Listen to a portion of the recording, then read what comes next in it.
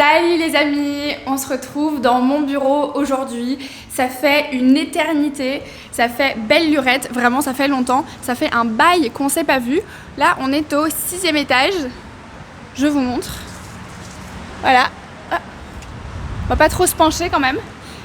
Aujourd'hui il fait beau et en même temps il pleut, c'est assez étrange. Et donc ça fait vraiment belle lurette qu'on n'a pas eu de vlog sur cette chaîne. Je crois que ça fait 2 mois. Donc aujourd'hui, je vais vous emmener avec moi et demain aussi, je pense. Là, c'est l'heure de déjeuner. Et vous vous souvenez que j'avais fait une recette de crêpes sucrées que vous aviez vraiment appréciée. Et je vous avais promis qu'on allait faire des crêpes salées également, des galettes bretonnes. Donc comme c'est plus ou moins l'heure de déjeuner pour moi, on va faire des galettes bretonnes. Et donc sans plus attendre, je vais vous donner la recette. Je vais d'abord vous donner les ingrédients et ensuite on va préparer la pâte ensemble. En attendant, je vais peut-être me faire une petite tisane à la framboise, c'est pas mal. J'ai acheté ça parce que c'est polonais et une des filles qui travaille ici avec moi est polonaise. La recette des crêpes de sarrasin est extrêmement simple. Il vous faut de la farine de sarrasin, on dit aussi de la farine de blé noir, le blé noir. Personnellement, je la mélange avec un peu de farine de froment, de l'huile d'olive pour lier la pâte et évidemment un peu de beurre salé pour mettre dans la poêle avant de verser la pâte. Et évidemment du sel pour saler la pâte. Je prends un saladier en verre, donc je mets, on va dire, 5 cuillerées à soupe de farine de sarrasin. Ensuite, je vais mettre 2 cuillerées à soupe de farine de froment, de farine blanche. Je vais mettre du sel, c'est très important. Voilà, on va dire 2 pincées de sel. Je mélange. Je vais ajouter de l'eau à température ambiante. Et là, en fait, vous en ajoutez un petit peu, vous remuez, vous en rajoutez et vous voyez la consistance. Il n'y a pas de mesure vraiment précise. Il faut voir la consistance que ça a. Il faut que ce soit une pâte assez liquide quand même. Voilà, ça se mélange très bien. Contrairement à la pâte à crêpes sucrée, ça ne fait pas de grumeaux parce que la farine de sarrasin ne contient pas de gluten. Là par exemple, j'ai mis 2 tasses comme ça d'eau. On va voir ce que ça donne. On mélange quand même assez vigoureusement. Normalement, il faut le faire avec un fouet, mais je n'ai pas de fouet. Je vous montre. Là, ça va. C'est à mon goût. C'est à mon goût. Ça me convient très bien. Donc maintenant, je vais ajouter un œuf. Un gros œuf entier. Donc le blanc et le jaune de l'œuf. J'aime pas gaspiller, donc à chaque fois je racle tout l'intérieur de l'œuf. C'est dommage de jeter ça. Je mélange à nouveau. L'œuf permet de lier la pâte et de lui donner une dorure, de la rendre un peu dorée. Et enfin, j'ajoute de l'huile d'olive. Non, je voulais pas te mettre en route. Bon, là encore, c'est comme vous voulez. Si vous aimez bien l'huile d'olive, vous en mettez, je sais pas, 2 cuillères à soupe. 1 cuillère à soupe, ça suffit aussi. Moi, j'en ai mis comme ça. Je raffole de l'huile d'olive. Vous savez, dans le sud de la France, on a tendance à cuisiner beaucoup à l'huile d'olive. On est aussi assez influencé par l'Italie et par l'Espagne. Tandis que dans le nord de la France, on cuisine plutôt au beurre. Bon, personnellement, j'utilise les deux. Enfin, je fais cuire les aliments à l'huile d'olive, pas au beurre. Mais je mets beaucoup de beurre sur mes tartines, dans mes gâteaux, etc. Donc voilà, dans le sud, huile d'olive et dans le nord, beurre, crème fraîche. Vous savez, c'est comme ce mime qui dit qu'il y a l'Europe de la pomme de terre et l'Europe de la tomate. Dans le sud de la France, c'est un peu pareil. On est tomate, huile d'olive. Dans le nord, c'est plutôt pomme de terre, beurre, crème fraîche. Je vous laisse deviner lequel est le plus sain. Maintenant qu'on a une belle pâte à crêpes, on va pouvoir la faire cuire à la poêle. Je prends une assez grande poêle quand même parce qu'on va faire des crêpes pour le déjeuner, donc on va les garnir. On va mettre des choses à l'intérieur, donc il faut qu'elle soit assez large. Je prends ma louche, j'attends que la poêle chauffe bien. Je coupe un petit morceau de beurre salé que je mets dans la poêle. Et quand il sera bien fondu et qu'il commencera à grésiller, il commencera à faire un peu de bruit comme ça, je vais pouvoir mettre la pâte à crêpes. Là, vous voyez, je pense qu'il n'y a pas assez de beurre. Il faut en remettre, il faut qu'il recouvre toute la poêle.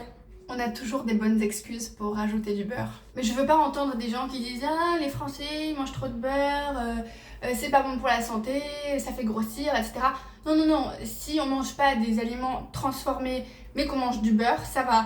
Vous n'avez pas besoin d'acheter de la margarine ou que sais-je. Le beurre, c'est bien meilleur que la plupart des huiles végétales type seed oils. Vous savez, c'est pas bon les seed oils. Quand on regarde comment elles sont extraites des graines, des plantes, ça donne pas très envie. Hein. C'est un peu comme du carburant pour les voitures. Alors que le beurre, c'est excellent. Évidemment, comme avec toute chose, il faut faire preuve de modération. Mais c'est pas ça qui va vous rendre gros. Franchement, si votre seul écart, c'est le beurre, la crème fraîche, le fromage de temps en temps, ça va. Ça va.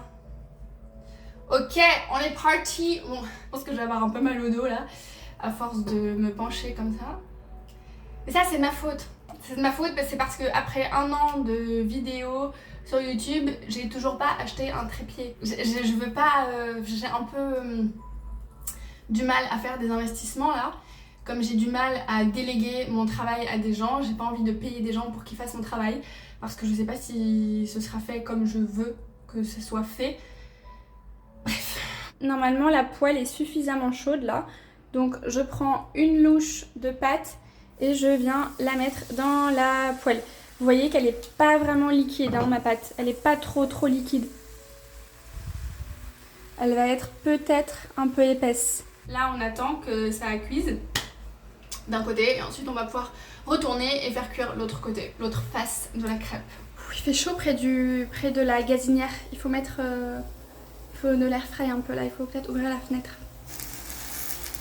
Voilà, une fois qu'elle est cuite d'un côté, on peut la retourner. Donc là, il y a un trou, oui je sais, c'est pas bien, mais on la fait cuire de l'autre côté comme ça, voilà. Là j'ai coupé des lamelles de comté, pour les mettre sur ma crêpe. Pendant qu'elle est encore dans la poêle, comme ça le fromage fond un petit peu.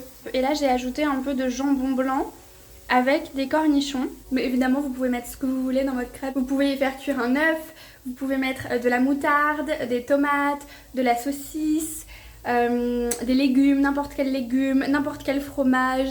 Vraiment vous pouvez les garnir comme vous voulez, à votre goût. Vous voyez celle-ci elle est beaucoup plus belle. Je vais casser un petit œuf dessus, voilà.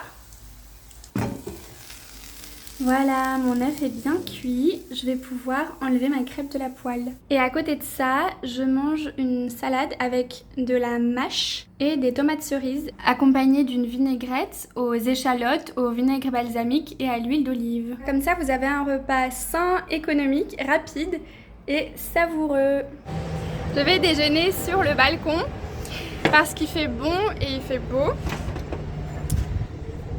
En revanche, il faut pas avoir le vertige pour déjeuner ici. Et après, j'ai 3 cours à donner, 3 cours particuliers de français à donner. Donc, on se retrouve plus tard pour le dessert. Je vais vous montrer quelque chose d'intéressant qu'on peut faire avec des restes de baguettes.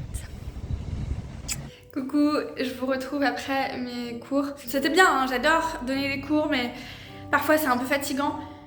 Bon ça va, je travaille pas à la mine non plus, on va pas se plaindre, mais des fois c'est un peu...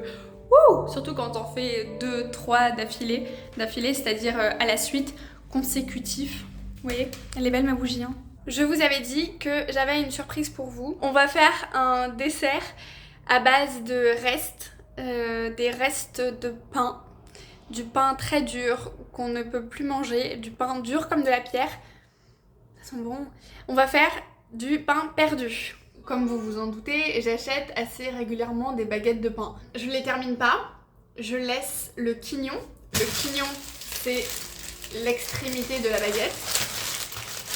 Parce que j'oublie en fait, enfin je sais pas, je mange autre chose, donc j'oublie de manger le reste de ma baguette.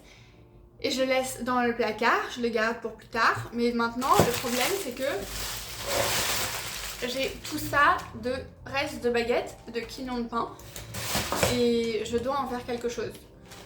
Parce qu'aujourd'hui, on jette à tort et à travers Mais je sais pas vous, mais mes parents ils m'ont toujours dit non, il faut pas jeter, imagine ta grand-mère pendant la guerre, même un tout petit quignon de pain, elle l'aurait jamais mis à la poubelle, c'est impensable. Bref, donc on va essayer de faire du pain perdu avec. Donc je prends une planche et un couteau à pain comme ça. Mais honnêtement, je vais pas vous mentir, je sais pas si ça va être possible de couper ces baguettes qui sont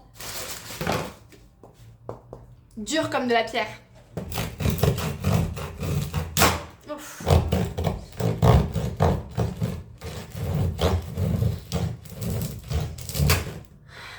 C'est pas grave, on va faire des morceaux comme ça et j'espère que ça va aller. Vous avez besoin de lait entier, c'est meilleur, c'est-à-dire du lait qui n'a pas été écrémé, dont on n'a pas enlevé la graisse, du lait entier.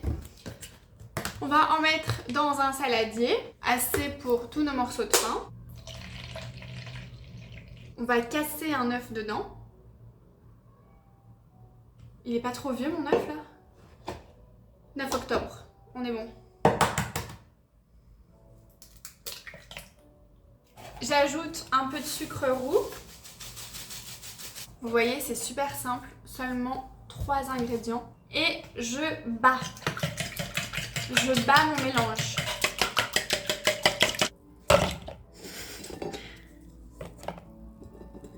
Ils sont vraiment durs là, c'est vraiment très dur. Vous pouvez commander ça pour, je sais pas moi, 10 €, 12 €. Vous vous rendez compte? Du vieux pain. Bon les amis, il fait nuit. Comment vous dire que ça fait 3 heures que ça trempe et je pense que c'est toujours pas assez mou.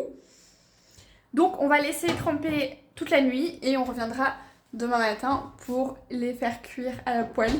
Donc moi je vais rentrer chez moi et je vais vous dire à demain.